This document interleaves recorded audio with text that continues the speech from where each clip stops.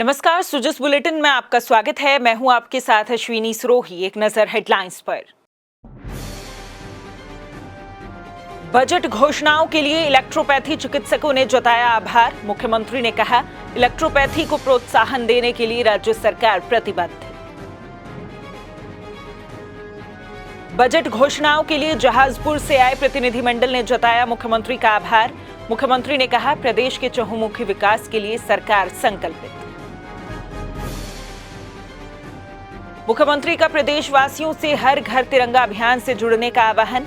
आमजन की सहभागिता के लिए प्रदेश भर में आयोजित किए जा रहे विभिन्न कार्यक्रम। मुख्यमंत्री श्री भजनलाल शर्मा ने आज मुख्यमंत्री निवास पर इलेक्ट्रोपैथी चिकित्सकों की आभार और अभिनंदन सभा को संबोधित किया। मुख्यमंत्री ने कहा कि राज्य सरकार आमजन के स्वास्थ्य को सर्वोच्च प्राथमिकता देते हुए दूरगामी निर्णय ले रही है। इसी कड़ी में राज्य सरकार ने अपने पहले बजट में ही पारंपरिक चिकित्सा पद्धति इलेक्ट्रोपैथी को बढ़ावा देने के लिए इलेक्ट्रोपैथी बोर्ड का गठन करने और इसके लिए प्रथम चरण में 5 करोड़ रुपए के बजट का प्रावधान किया है। साथ ही बजट में इलेक्ट्रोपैथी चिकित्सा के संबंध में परीक्षण कर नियम बनाने की महत्वपूर्ण घोषणा भी की गई है। उन्होंने कहा कि भारत प्राचीन काल से ही कई पारंपरिक और वैकल्पिक चिकित्सा पद्धतियों का केंद्र रहा है। इन चिकित्सा पद्धतियों के माध्यम से यूनिवर्सल हेल्थ कवरेज के लक्ष्य को हासिल करने में मदद मिल रही है। उन्होंने कहा कि इन पद्धतियों में इलेक्ट्रोपैथी की विशेष महत्ता है और राज्य सरकार इसे प्रोत्साहित करने के लिए प्रतिबद्ध है। मुख्यमंत्री ने कहा कि राज्य सरकार स्वास्थ्य सेवाओं और सुविधाओं का लगातार विस्तार कर रही है। परिवर्तित बजट 2024-25 में स्वास्थ्य क्षेत्र को सर्वाधिक महत्व देते हुए लगभग 27,660 करोड़ रुपए का प्रावधान किया गया है, जो बजट का 8.26% हिस्सा है। इससे आमजन को गुणवत्तापूर्ण स्वास्थ्य सेवाएं उपलब्ध होंगी और स्वास्थ्य ढांचे का विस्तार और सुदृढ़ीकरण होगा।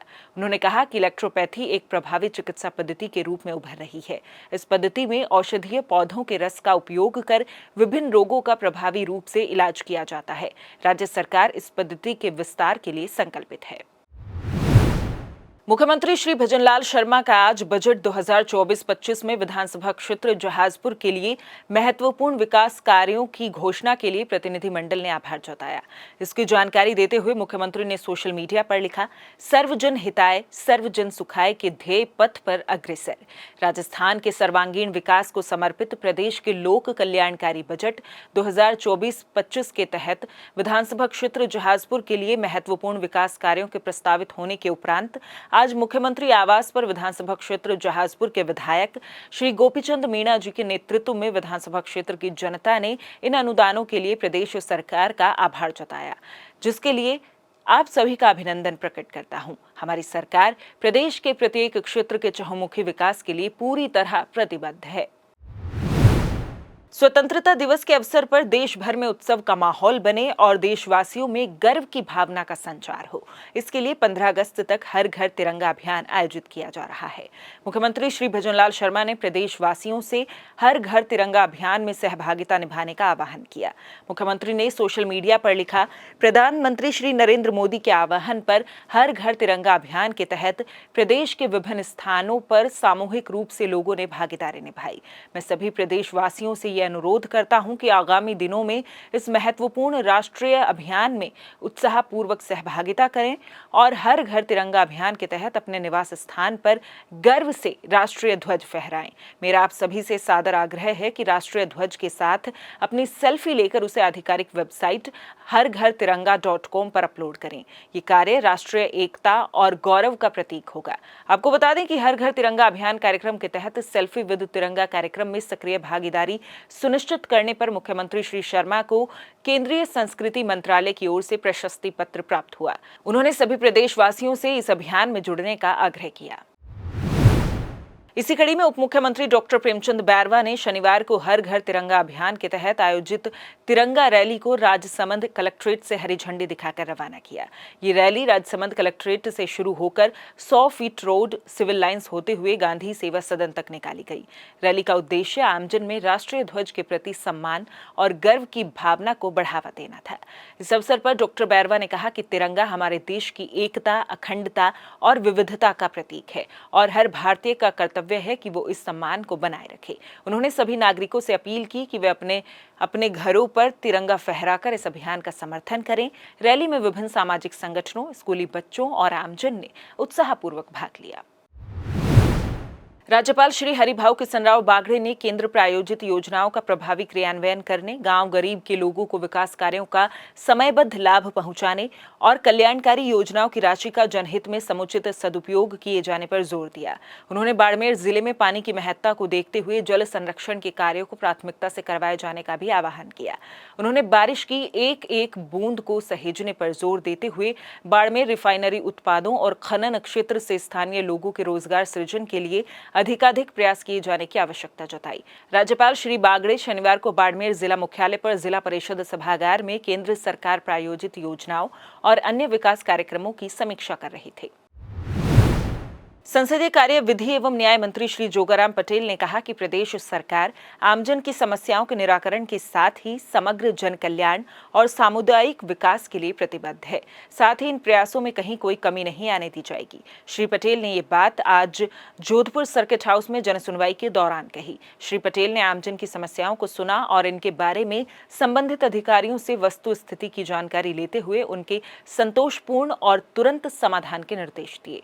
साथ ही उन्होंने कहा कि अधिकारी संवेदनशीलता और प्राथमिकता के साथ जनहित के कार्य करें। इसमें किसी भी प्रकार की लापरवाही बर्दाश्त नहीं की जाएगी।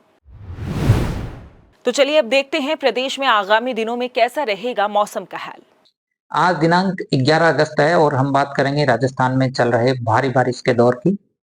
सबसे पहले यदि देखें तो जो साइक्लोनिक सर्कुलेशन पिछले 2-3 दिनों से उत्तर पूर्वी राजस्थान और आसपास के क्षेत्रों के ऊपर बना हुआ था, यह आज भी इसी क्षेत्र के ऊपर बना हुआ है।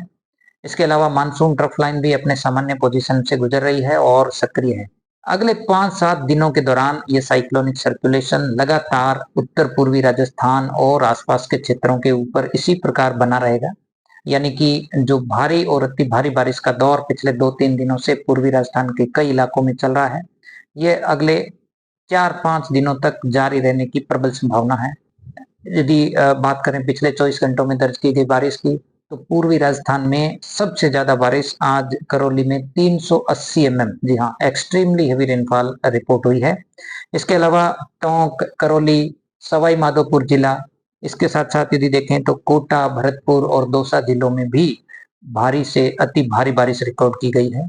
तो कुल मिलाकर अभी जो साइसर बना हुआ है, इस सिस्टम के असर से अगले 5-4 दिनों तक रुक रुक कर बारिश का जो दौर है वो बना रहेगा। जयपुर और आसपास की बात करें तो जयपुर शहर, सिटी सहित जो ग्रामीण क्षेत्र है, इनमें भी मध्यम से तेज दर्जे की बारिश के कुछ स्पेल्स अगले 2-3 दिनों के दौरान दर्ज होने की प्रबल संभावना बनी हुई है। इसके अलावा जो शेखावाटी के जो क्षेत्र के जिले हैं, खासकर सीकर, झुंझुनू, नागौर और जो चूरू जिले हैं, इनमें भी अगले 3-4 दिनों तक कहीं कहीं भारी और कहीं कहीं अति भारी बारिश होने के लिए संभावना बनी हुई है। मौसम विज्ञान केंद्र जयपुर की ओर से लगातार भारी बारिश के मद्देनजर जयपुर, भरतपुर संभाग, इसके अलावा शेखावाटी क्षेत्र के कुछ जिलों में ऑरेंज और येलो अलर्ट जारी किया गया है। अगले 24 घंटों के लिए खासकर करौली, दौसा, इसके अलावा सवाई माधोपुर जिलों के लिए वेरी हेवी रेनफॉल के मद्देनजर और निरंतर बारिश के मद्देनजर रेड अलर्ट जारी किया गया है। वहीं पश्चिमी राजस्थान के बीकानेर संभाग के भी कई इलाकों में अगले 3-4 दिनों तक मध्यम तो कहीं तेज बारिश का दौर बना रहेगा। इस दौरान कहीं कहीं भारी बारिश भी रिपोर्ट होने की प्रबल संभावना है। अब बात करें यदि अब तक इस सीजन में दर्ज की गई बारिश की, तो इस मानसून सीजन में पूरे प्रदेश में अब तक 387 mm बारिश रिपोर्ट की जा चुकी है, जो कि सामान्य से 39% ज्यादा है। यानी कि अब नॉर्मल एक्सेस रेनफॉल अब तक रिपोर्ट हो चुकी है और अगले एक सप्ताह के दौरान मानसून सक्रिय रहने से इस आंकड़े में और बढ़ोतरी होने की संभावना है। खासकर निरंतर बारिश और भारी बारिश की गतिविधियों के मद्देनजर जो निचले इलाके हैं जिनमें जल भरा हुआ है या होने की संभावना है, ऐसे स्थानों से कृपया करके दूर रहें। इसके अलावा नदी नालों और बरसाती जो रिवर्स हैं, इनमें पानी की आवक बढ़ने से खासकर विशेष सावधानी रखें। पुल या ब्रिज के ऊपर भी कभी कभी देखा जाता है कि रपट की स्पीड ज्यादा होती है या पानी का फ्लो ज्यादा हो, तो ऐसे में यातायात व्यवस्था भी बिगड़ सकती है।